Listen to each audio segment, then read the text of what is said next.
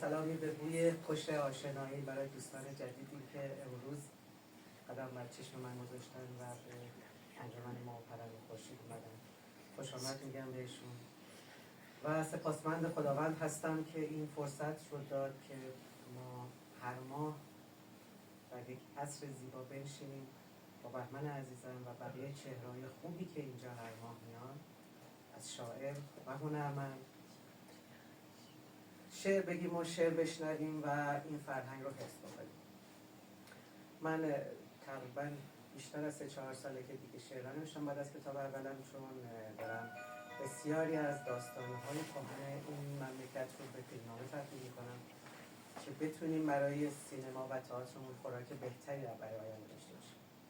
بنابراین باز بعد از تشکر از بهمن عزیزم که این فرصت رو ایجاد کرده برای ما و بقیه دوستان خوبم که همشون رو باید نام ببرم، بنابراین فقط اشاره میکنم به همشون و هرمز عزیزم برای بودنش در دنیای شعر برای ما.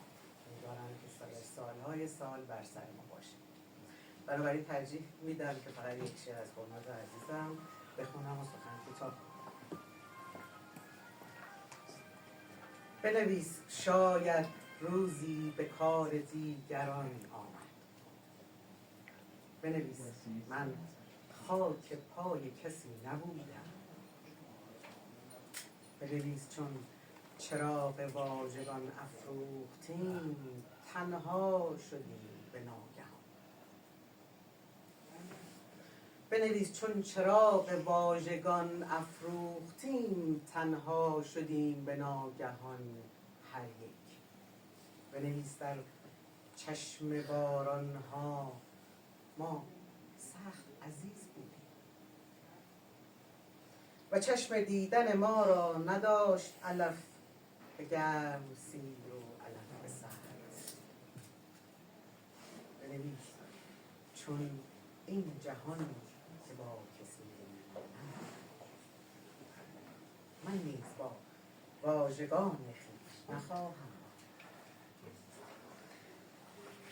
گزند دوست اما نمی رود از یاد که دشمن را. از کوه نمی توان خواست این را که از من میخواد. گیاهان اعماق البته با پری که تو نسبتی دارم.